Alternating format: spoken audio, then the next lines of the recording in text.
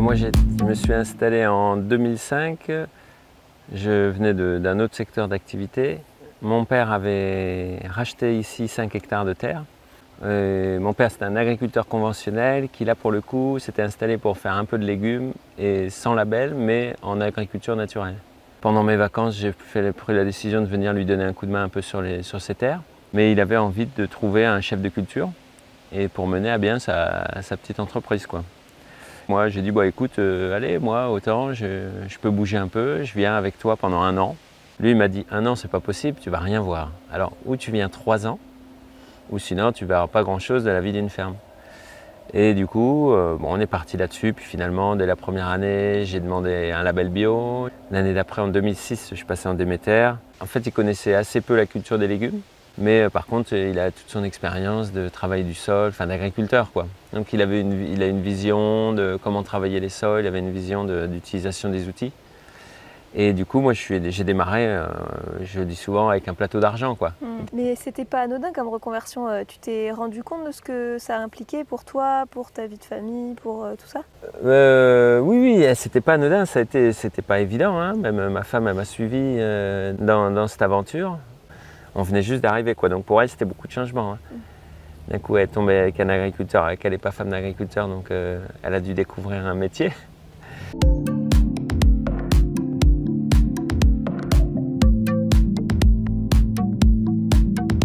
Je me suis installée en 2008-2009. Entre 2008 et 2009, je me suis installée en Gasconne pour compléter le troupeau de Julien.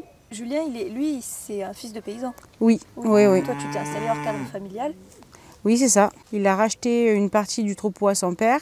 Son père lui a loué certaines parcelles qu'on a toujours d'ailleurs. Et il a vachement aidé aussi, bien entendu. Et après, il a démarré avec son lot de brebis. Et après, on a renforcé au fur et à mesure.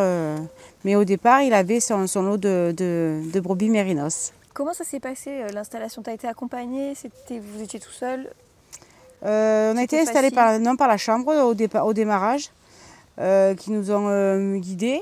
Mais par contre, l'installation, on va dire commerciale, entre guillemets, la commercialisation, c'est au sein de la MFR, il y avait une rencontre avec une association qui s'appelait l'ADR 13. Et donc, ils parlaient de la commercialisation en vente directe. Et j'ai super accroché parce qu'ils avaient à ce moment-là créé un magasin de producteurs à Istres. Et puis, c'est grâce à cette rencontre, après, le soir même, j'ai demandé à Julien s'il souhaiterait rencontrer ce magasin, cette association. Et ils sont venus nous visiter. Et à partir de là, ils nous ont proposé donc, de faire ce magasin de producteurs. Et ils nous ont lancé sur 2 beaux marchés. Celui du cours Julien le mercredi matin et le samedi matin à la Gavotte.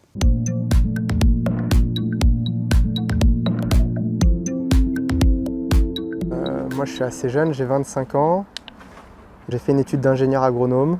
Et donc je me suis dit que j'allais me lancer en agriculture. Au début c'était un projet que j'avais avec mon frère, donc on a cherché un endroit où on pouvait potentiellement au moins se rémunérer. Donc on a voulu faire de la volaille, œufs et chair. Puis bon, on a vu qu'on n'arrivait pas à avoir de terrain. Mon frère m'a lâché dans ce projet-là parce que sa femme n'était pas d'accord à l'époque qu'il se mette paysan, hein. Elle n'a pas voulu le suivre dans l'aventure. C'est important quand même qu'elle soit d'accord. Moi j'ai eu cette chance qu'on était encore étudiant et qu'on ne savait pas ce que c'était, donc la mienne m'a suivi, pour faire simple. Et donc sorti d'école, je me suis dit tant pis, je vais me lancer à faire des micro-pousses, donc ce qui est petites pousses de décoration dans les assiettes pour les restaurants, dans une chambre d'amis chez mes parents, hein. J'ai pris mes économies, j'ai acheté 3 étagères, des rampes de LED dans un magasin de bricolage. Je me suis lancé comme ça, mes premiers plateaux, je les ai vendus. Donc j'avais déclaré mon entreprise à la chambre d'agriculture, donc je pouvais faire mes factures. Puis en octobre-novembre, on a fait notre première saison sur un demi-hectare. Ça s'est très bien passé. Puis là, on est deuxième saison où cette fois-ci on a un hiver. Donc déjà c'est bien, on aura de quoi vendre des trucs sur le marché en AMAP cet hiver. Et du coup, tu as été accompagné pour ton installation? Moi j'ai la chance d'avoir bossé avant l'été, donc j'avais des sous de côté. J'ai la chance d'avoir des parents qui m'ont un peu aidé au démarrage et j'ai donc fait un crédit, c'est un tout petit crédit, ce qui laisse respirer, mais ce qui veut dire que qui dit petit crédit dit tous les mois les sous qu'on fait en marge et en plus, on les réinvestit. Donc c'est pas du salaire à court terme.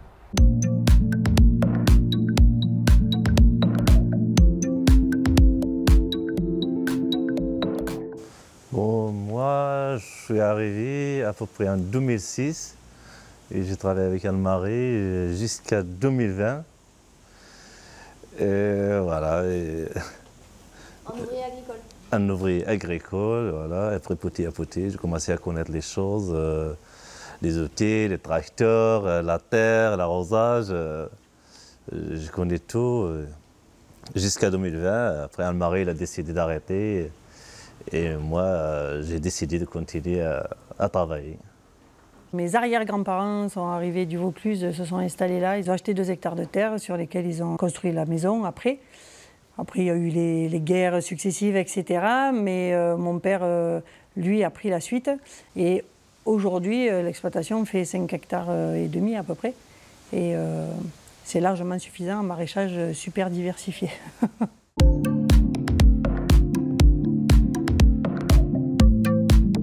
Là maintenant, il y a 8 hectares, un gros 5000 m² de tunnel, à savoir qu'il y en a deux qui devraient se monter. Mais dans l'idée, c'était d'en monter 2 nouveaux et moi passer sur un truc, une forme de tunnel plus agréable à travailler, un peu plus large, quoi. Moi, je vais être propriétaire de 3 à 4 hectares et après le reste, c'est tout en location. Après, j'ai un hangar à présent, un grand hangar, 1000 m² de hangar.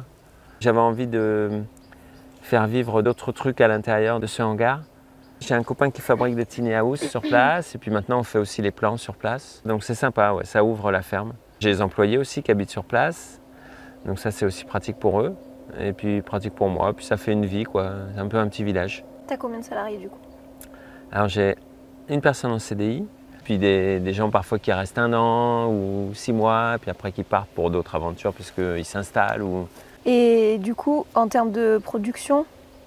Donc nous on fait entre 230 et 250 paniers semaine. Et on produit de tout, quoi. On pourrait compter 60 si on se met à compter chou-fleur, chou frisé, chou Bruxelles et tout ça.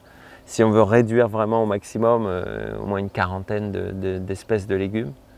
Et si on ajoute à ça les variétés, sur la tomate il y a 10 variétés, sur l'aubergine il y a 4 variétés ou 5. C'est énorme. Donc maintenant ça fait 12 ans qu'on est tous les deux avec Julien, qu'on est en EARL. Maintenant au jour d'aujourd'hui on a un élevage de porc noir. Donc on est naisseur, engraisseur et on transforme nous-mêmes. On a un atelier de découpe. On a on a gardé les brebis, on fait de la volaille. Et ensuite on fait aussi des vaches gasconnes. On est à l'Upra Gascon, on est suivi par l'Upra. Et aussi donc on a pu racheter il y a 4 ans de ça maintenant des terres à Fontvieille et ça s'appelle la Manade de Chauvet. Donc on est à peu près sur une grosse 60aine d'hectares. Et ensuite on fait que de la commercialisation en vente directe. Et on a depuis 4 ans aussi, on a un atelier de découpe où on transforme et on découpe. Alors avec nous on a un salarié qui aide beaucoup sur les livraisons et aussi sur l'exploitation. Et on a 2 messieurs qui sont à mi-temps pour la découpe et la boucherie et la transformation charcutière. Alors donc aujourd'hui, 2e saison, on cultive en planche permanente, ça veut dire que une planche de culture est toujours au même endroit. Là d'ailleurs on est en plein dessus, ce qui n'est pas forcément extraordinaire mais c'est pas grave. Et donc cette planche permanente, on va mettre beaucoup de compost dessus. Donc une fois que le sol est aéré grâce aux galeries de vers de terre, on va toujours cultiver à cet endroit-là et finalement travailler juste les 2 premiers centimètres du sol. Donc on a 2,6 hectares de parcelles. En cultivé, on a 6000 m², ce qui est très peu. Et on essaie de rentabiliser un peu chaque mètre carré. J'ai un salarié, ça nous arrive d'avoir des coups de main. On a, pour commencer, 2 marchés, un du mercredi et un du samedi. Ça nous permet de faire un tiers de notre chiffre d'affaires. Après, on a une AMAP de 17 paniers sur Marseille, je dirais. Et après, on fait aussi des magasins bio, un magasin bio avec qui on travaille très bien, et des restaurants. Notre marché, c'est un marché d'habitués, pas de touristes. Donc il va fonctionner bien à peu près partout sauf au mois d'août. Mais nous, là, on est très contents d'avoir des restaurants parce que les restaurants fonctionnent très bien en juillet et en août. Là où nous, on a les gros pics de production. Et là, on a besoin d'écouler de la marchandise. Tu sais combien vous faites de variétés? Ouais, on est à plus de 45 cultivars et pas variétés. Une tomate, ça compte un cultivar, mais tu as 4 variétés dedans. C'est beaucoup, c'était pas comme ça l'année dernière. On a joué le jeu de faire très diversifié, encore une fois. L'année prochaine, on fera moins, c'est-à-dire que dans les courges, on fera peut-être que les butternuts et les muscades. et pas les potimarrons qui cette année n'ont pas marché. La complexité de la planification des tâches est déjà extraordinaire. Il faut savoir se recentrer. Le paysan, il est libre d'ouvrir en janvier le catalogue de semences, de vouloir tout faire. Et donc, voilà, faire 45 légumes, c'est marrant, mais c'est chiant. Et ouais. C'est chiant et tu perds du temps et c'est des heures que tu n'es pas chez toi. J'ai pris cette année 4 hectares, à peu près 2 hectares cultivés et 2 hectares, ça reste pour reposer la terre. Cette année, j'ai cultivé qu'un seul serre, un peu de tomates, un peu de berger, comme on l'a vu tout à l'heure. Et après le reste, j'ai mis que de l'engrais vert pour reposer la terre. À peu près, c'est tous les légumes, à peu près des courgettes, de mollo, de tomates, des poireaux que j'ai plantés il n'y a pas longtemps, des courges, de la roquette, de la moutarde, de la patate, des oignons, et encore des choux-fleurs, de la salade, des artichauts, à peu près tous les légumes, des carottes. Et je vends à la map, pas sur le gros marché. C'est tout ça, tout à la map.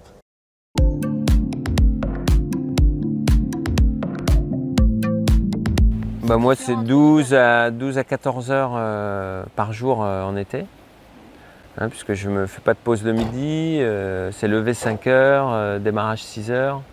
Du coup, l'été, en plein été, avec les grosses chaleurs, je vais essayer d'arrêter 1 heure, genre à 3 heures, 4 heures, pour avoir le temps de dormir, manger un petit bout et de repartir travailler jusqu'à 8 heures. Et en hiver? C'est ça. Et en hiver, on démarre plus tard. C'est un démarrage pour les employés à 8 heures et fini vers 17 heures en général. Le vendredi soir, on ne ferme pas à clé, on ne dit pas maintenant salut à lundi. Mon père il me dit tu verras, ce qui est sympa dans ce métier, agriculteur, c'est que tu as des copains qui passent, tu t'arrêtes, tu manges avec eux, tu as cette liberté quoi. Tu vois. Et moi, quand je suis arrivé là, j'ai compris que cette liberté, je ne l'avais pas. Pas du tout. Quand les copains venaient nous voir, moi j'étais parti à 6 h du matin, j'étais parti, je venais faire un coucou à 10 h quand ils se levaient. Salut, ça va, à peine le temps de manger un croissant avec eux. Et je repartais, c'était le week-end. Mais ouais, c'était pas du tout le même rythme que les grandes cultures. Pas du tout. Quand j'ai embauché mon premier employé, mon papa il me dit tu penses que tu vas avoir assez de choses à faire, du travail à lui donner pour… Après, tout doucement, il s'est rendu compte qu'il y avait beaucoup de choses à faire, quoi. En tout cas, il s'est rendu compte que j'arrivais à donner du boulot à mon employé. Après, il s'est rendu compte que j'ai pu même en embaucher un de plus et que j'avais toujours autant de travail, quoi. Julien lui travaille tous les jours, mais vraiment tous les jours.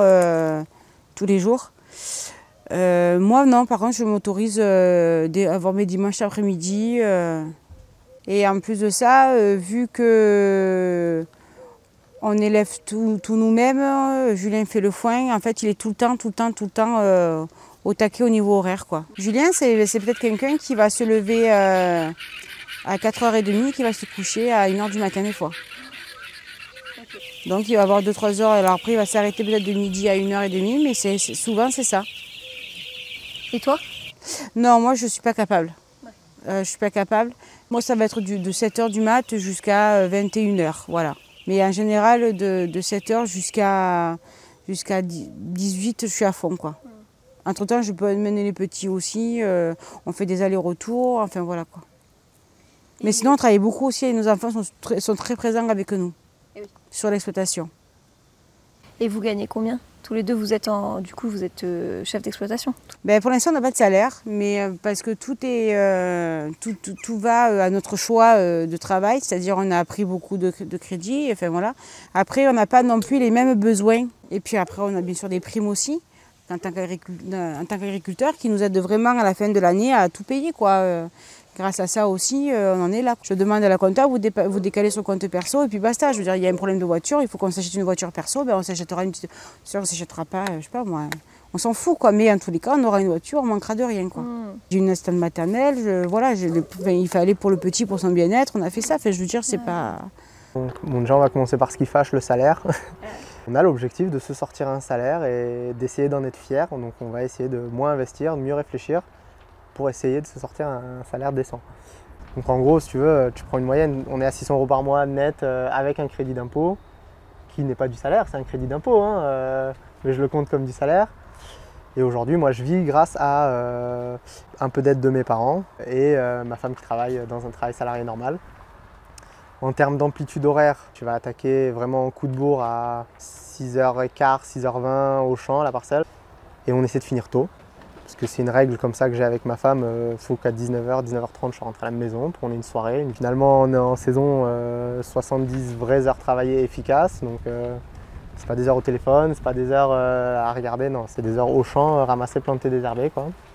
En hiver c'est moins de boulot, en hiver tu arrives à un moment à faire 40 heures. Il faut que tu sois efficace parce qu'il fait nuit tôt et jour tard, donc là tu fais pas la sieste, t'as pas le temps du coup. Hein. Et après, il y a le mois de janvier, nous on a de la chance, c'est très saisonnier, où faut prendre un break, faut se reposer, faut pas se dégoûter de la vie, faut partir loin au soleil, faut avoir mis des sous de côté un petit peu pour prendre un billet d'avion, n'importe quoi. Et... Voilà, mais comme je dis, moi les gens ils me disent « Ah, t'as pris des vacances cet été ?» Ouais, j'ai pris un week-end, je suis parti un samedi entier, un dimanche entier. Voilà, c'est ça c'est la réalité. Alors jusqu'à là, je pense que je travaille toute la semaine, tous les jours presque. Toute la journée, je pense des heures, plus que des heures par jour, je travaille. Plus que les heures que je travaille quand j'étais ouvrier. Quand tu étais ouvrier? Voilà. Hier, par exemple, c'était dimanche, moi j'ai travaillé hier. À 6 heures de soir, j'étais en train de ramasser des courgettes, parce qu'il y a personne qui va ramasser. Si on ne ramasse pas 2 jours, après ça vient des courges. Et là, si je compte les heures, je trouve, je sais pas, peut-être 80 heures par semaine ou plus, des fois. Quand j'étais ouvrier, des fois, on travaille 7 heures ou 8 heures par jour, le maximum. Des fois, le week-end, le samedi, mais pas tout le temps. Je n'ai pas encore savoir combien j'y touche exactement. C'est 1000 ou 400 ou 300, je ne sais pas exactement. Mais je ne pense pas que je gagne un salaire comme j'étais ouvrier à Cannes-Marais. Je pense peut-être beaucoup moins. Il y a tellement de gains dans le plaisir de ce travail, dans la valorisation du produit qu'on a et qu'on met à la vente, à la distribution directement, que la rémunération humaine et relationnelle, et quelquefois, elle compense ces trop d'heures à travailler. Dans ton métier, un exemple d'un moment de pur bonheur et un exemple d'un gros coup dur. C'est le plaisir de récolter des légumes, enfin la générosité de la nature, ça me donne beaucoup de plaisir, quoi. Parfois je me retrouve devant ces caisses, je te dis ouais, mais c'est formidable quoi. On produit des légumes trop beaux et tu as envie direct de les manger quoi. Donc ça c'est vraiment des moments de... Moi tellement pris dans le speed, je l'oublie un peu, mais avec le copain aussi qui m'aide sur les plans. Et lui il est ébahi aussi devant tout ça et du coup ça me permet de me reposer devant et de me dire t'as raison, ouais c'est génial, ça pousse. Et ça c'est vraiment super. Et les côtés désagréables, je dirais, c'est vraiment la cadence de travail, quoi. On aimerait pouvoir fermer la porte, tout arrêter, revenir une semaine après, nickel. Allez, on recommence. Le mieux, c'est quand dans ton champ, tu vois une courge et demie, tu te dis, oh là là, le terrain neuf, il n'était pas encore très fertile, on va ramasser une courge, et puis tu t'y mets une matinée, et puis en fait, tu remplis, tu fais 2 tonnes de courges et tu pensais en faire 500 kilos. Ça, c'est des moments magnifiques et les moments humains où quand on travaille en équipe avec les gens, coup de main et que tu vois que les gens sont heureux de bosser ici, d'être dehors et de faire quelque chose qui a vraiment du sens. Et après, en anecdote galère, quand tu es paysan et que tu es à peu près au bord d'une route ou d'un chemin, nous on a été sujet à beaucoup de vols. Nous on a eu des machines qui ont été volées, des poules qui ont été volées. Notre parcelle c'est ce qui nous fait vivre. Des fois les seconds choix qu'on va réussir à valoriser un peu moins cher, c'est ce qui va faire notre marge et nos vacances à la fin de l'année. Donc laissez-les dans les champs, laissez-les tranquilles. Si ça part au compost, c'est à nous de s'en occuper et pas aux gens qui passent par là. La deuxième anecdote, ça c'est des cerfs qu'on nous a filés, d'ailleurs ça se voit, c'est bricolé, c'est joli, c'est du bois. Sauf qu'on est dans une parcelle très venteuse. Le 25 décembre, donc le lendemain de Noël, je rentre pour venir arroser ma pépinière, ouvrir mes serres avec mes premières plantations de la saison sur ce terrain-là. Et je vois donc la pépinière qui était soulevée, portée à 100 mètres au bout du champ. Je te dis putain, j'ai pris un nouveau terrain, il y a du vent comme pas permis, je sais pas comment je vais gérer ça, je peux pas poser 2 serres sans que ça s'envole. Joyeux Noël. Joyeux Noël, bon début de saison. Chaque fois que tu arrives sur un groupe, tu es accueilli les bras ouverts. Ça, c'est un moment de pur bonheur. Et surtout, c'est pendant le confinement avec la meuf de l'Olivier. Pendant le confinement, en fait, on s'est vu distributeur. Parce qu'à un moment donné, le maraîcher pouvait pas faire... il avait prévu qu'il arrêtait pendant 2 mois. Donc du coup, j'ai travaillé avec les autres copains et avec le camion, on leur montait les légumes, je prenais les coulis de l'un, de l'autre. Et en fait, on a sauvé des structures, parce qu'ils ne pouvaient plus faire le marché, grâce à ça. Et j'ai trouvé que c'était un des moments merveilleux pendant ce confinement, parce que le jeudi soir, en fait, on arrivait, c'était comme si on arrivait avec la camionnette à l'ancienne, et tout le monde qui arrivait, c'était avec le process, bien entendu, hein, le masque, enfin tout ça. Mais c'était un moment, c'était plus que magique, quoi. Et à l'inverse, un exemple de coup dur ou d'imprévu, un truc plus difficile? Ah ben c'est l'arrêt des œufs, quoi. Ça faisait 10 ans que je faisais les œufs. J'avais sacrément fait un réseau. J'avais quand même pas mal de groupes en œufs. Et puis comme je ne veux pas me mettre aux normes, j'ai décidé d'arrêter. Donc, Mais alors raconte, c'est quoi l'histoire? Eh ben, j'ai pas envie de me mettre aux normes. Mais les normes de quoi? Eh ben, en fait, quand tu dépasses un quota de 200 poules, il faut que tu aies une salle blanche. Donc tu calibres, tu mires, tu tamponnes, tu mets enfin tes bottes avec ton nom, enfin tout ça, quoi. Je me sens pas de mettre en place ça, quoi. Et pourquoi t'es pas resté en dessous des 200 poules? Ah si. Ah oui. Ah si, je vais mettre... Si, je lâcherai pas... Non, ça c'est mon kiff, hein, je vais pas m'amuser à... Je préfère aller voir mes poules que partir en congé, quoi. Le meilleur moment dans ce métier, au niveau du jardin, c'était la semence en pépinière. On démarre, c'est une nouvelle histoire qui commence à chaque graine qui est mise en terre, enfin en pépinière. Et tous les espoirs sont permis. Généralement, on est récompensé des efforts qui ont été mis en place. Quelquefois, on est déçu, oui, bien sûr. Mais en étant très diversifié, on s'est rapidement rendu compte que sur la diversification, on a beaucoup de récompenses. Que quand on fait une seule production, une seule variété, s'il y a une maladie, ça se répand et on est foutu. Il y a des amapiens qui venaient aider aussi en pépinière quelquefois. Et c'était des échanges assez posés, calmes, sereins, enfin voilà. Oui, il y en a eu des années de pluie, où il faut mettre les bottes et on s'enfonce dans les terres. Et... Quand on le vit, c'est très dur. Quand on y pense, on sourit, parce qu'on se dit, bah oui, on y est arrivé. Et donc, c'est pas dramatique. C'est difficile sur le moment, mais après, ça reste des souvenirs.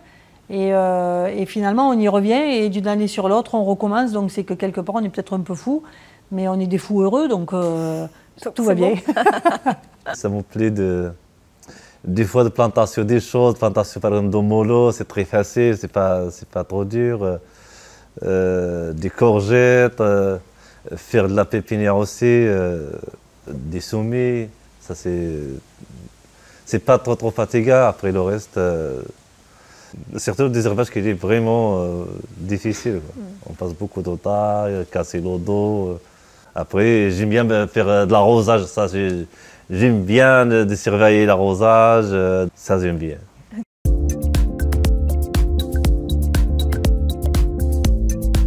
En 2005, on parlait déjà des AMAP. Et moi, ce qui m'attirait dans les paniers, c'est quand on a dit, ben voilà, les paniers, en fait, c'est un partenariat avec un agriculteur, on partage les récoltes. Donc, dans les bons et les mauvais moments. Et moi, je dis ça, c'est exactement ce qu'il me faut, quoi, tu vois, un truc, partage des récoltes. Et surtout en agriculture biodynamique, j'avais vraiment cette peur de travailler avec des grossistes, de ne pas avoir les résultats qu'ils me demandaient, etc. Et puis le choix de la vente directe était quelque chose qui me plaisait parce que j'aime bien le contact, j'aime bien discuter avec les gens. Donc, j'aimais dans le titre « Aide au maintien d'une agriculture paysanne », il y avait vraiment ce côté solidarité et je pense que les gens, il faut vraiment qu'ils soient là-dedans, quoi. Je commercialise tout en AMAP.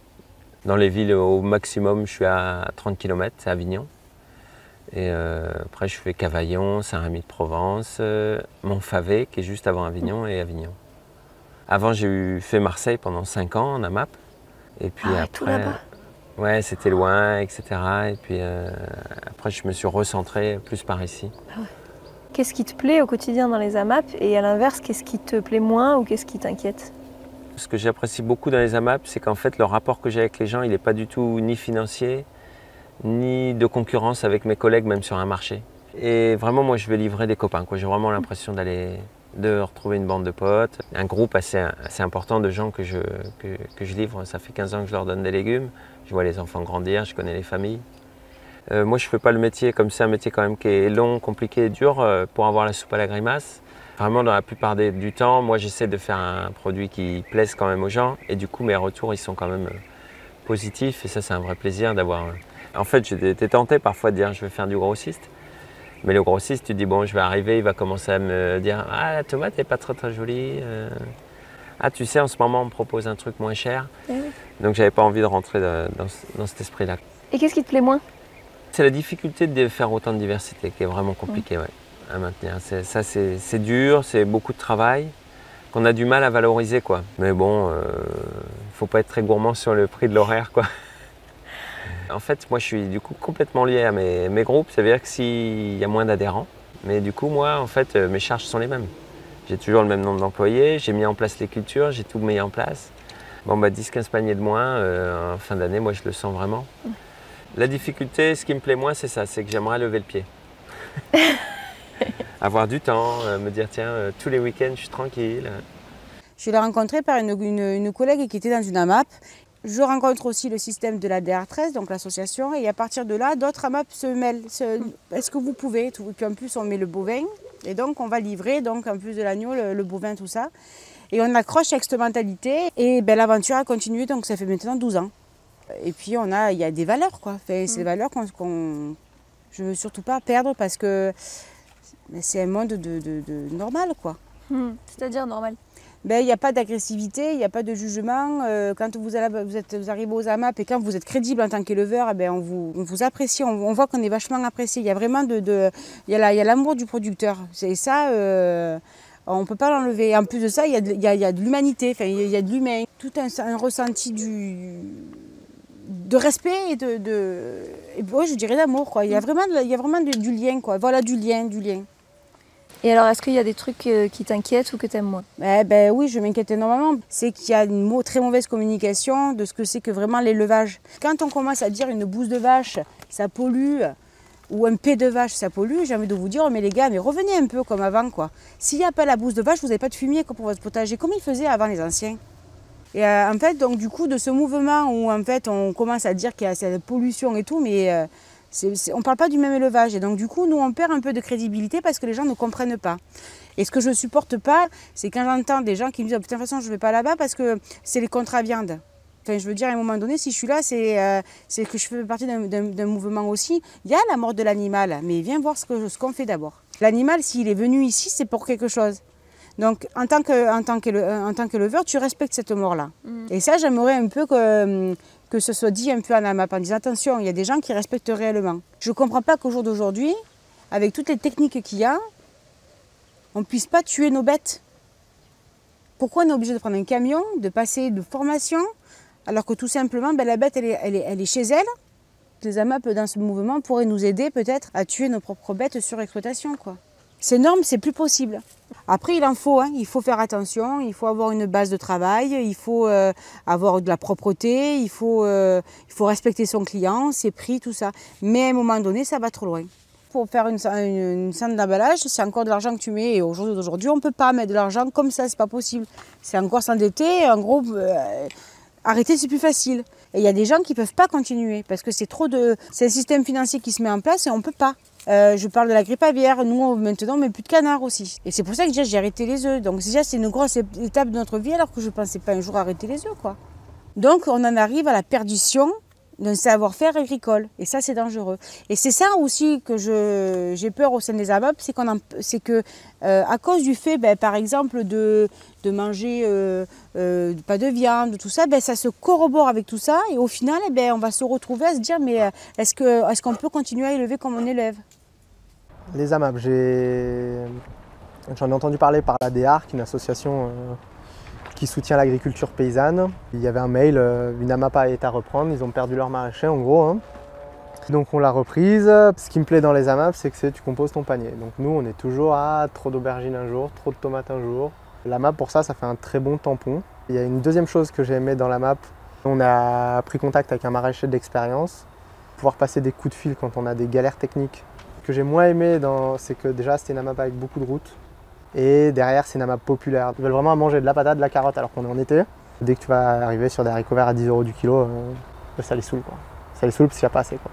Je trouve que c'est un principe qui est extraordinaire d'avoir des gens qui te suivent à l'année sur une saison, qui connaissent la saisonnalité des produits, des gens qui sont prêts à payer en avance des légumes. En 2021, ça n'existe pas, hein, c'est rare. Donc pour ça, c'est magnifique. La MAP, pour moi, c'est la quintessence du circuit de commercialisation. Et donc, tu vois, une AMAP à la ferme comme ça, ce serait pour nous ce serait les rois du pétrole. Peut-être pas les rois du pétrole, mais ce serait déjà pas mal, on serait mieux, quoi. J'ai décidé de rester avec la MAP parce que la MAP, au moins, c'est sûr que tu arrives au moins de gagner quelque chose avec la MAP, mais tu n'as pas de belles tomates, tu peux passer sur les clients. Après, ils comprennent que la maladie, ça peut arriver quelque chose, peut-être des gros orages qu'un jour il fait un dégât. Ou ça me plaît. Déjà, les gens, ils sont gentils, ils viennent quand on fait une annonce pour coup de mot dans la coulma pour le désherbage, pour plantation, par exemple, de poireaux, quelque chose. Les gens, il y en a beaucoup qui l'acceptent, qui viennent. Il n'y a pas, franchement, il n'y a pas grand-chose qui ne me plaît pas, quoi. Donc la spécialité, c'était le céleri branche. On allait sur le marché d'intérêt national à Marseille porter des camions 2-3 fois par semaine. Et en fait, la rémunération faisait qu'on travaillait pour rien, du coup. Et on avait quand même des salariés à ce moment-là. Et à l'arrivée à la fin de l'année, on devait plus d'argent que ce qu'on en avait gagné. Donc cette année-là, en 2005, je rencontre quelqu'un qui me parle des AMAP. Le concept des AMAP nous paraissait complètement fou par rapport à ces histoires de paiement d'avance. Les consommateurs vous donnent les chèques et tout, mais waouh, qu'est-ce que c'est cette confiance? Et puis il faut calculer le prix de revient, le prix du paiement du jardinier, quoi. Et on s'est dit, de toute façon, on est à la faillite. Rapidement, on s'est rendu compte qu'il y avait une demande. Rapidement, on s'est dit, mais oui, bien sûr, c'est ça qu'il faut faire. En 2006, on a joué sur les deux tableaux, le marché en gros et la vente à travers des paniers AMAP. Et en janvier 2007, ça a été fini, on n'a plus mis les pieds là-bas. Moi, ça nous aura sauvés 2 fois, cette fois-là, en 2006, et la deuxième fois quand, nos histoires familiales ont fait que mon mari est parti. Et du coup, ça m'a sauvée aussi là, parce que toute seule à gérer l'entreprise, les paniers, les salariés et tout ça, s'il n'y avait pas eu la MAP comme soutien, les citoyens, consommateurs, acteurs et amis, j'aurais pas tenu le coup. Un marché d'intérêt national ne vous porte pas comme ça, quoi.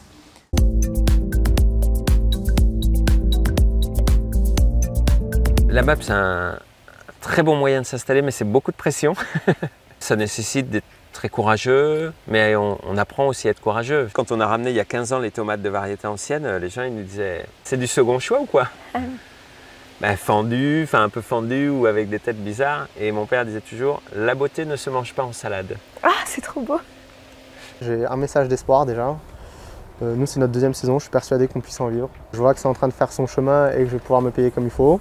Prenez le temps de faire du tableau Excel, vraiment faire l'administratif, des coups de fil pour bien vendre ses produits, jamais avoir de pertes. Il ne faut pas hésiter à être vraiment dans la planification, l'organisation, la réflexion, plutôt que d'être dans son champ, planter, récolter, désherber, faire que ça et croiser les doigts pour que ça passe, quoi. Là, je te dis que s'ils sont salariés, et c'est sûr qu'ils gagnent un salaire par mois, mais quand il installe son projet, il ne faut pas qu'il pense qu'il va gagner pareil. Peut-être moins, peut-être plus. Voilà, il faut qu'ils pensent toujours à ça. Pour les porteurs de projets, futurs agriculteurs paysans en AMAP, allez-y, foncez. N'ayez pas peur. Vous aurez mal au dos, vous aurez mal à la tête, vous allez faire beaucoup de calculs. Vous allez devoir réfléchir, mais c'est un métier passionnant si vous êtes passionné. Vous apprenez tous les jours. Il n'y a jamais une journée qui ressemble à l'autre. Il n'y a jamais quelque chose qui est déjà acquis. Tout doit changer tout le temps, évoluer sans arrêt. Et ça peut être très angoissant, mais ça peut être aussi très jouissif. Et c'est un métier réellement fantastique.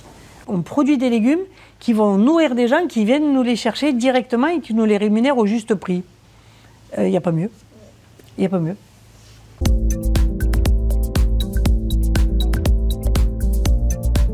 Je pense qu'à notre époque, il faut vraiment œuvrer là-dedans, quoi. C'est un super moyen de relocaliser l'emploi. C'est formidable au niveau de l'écologie.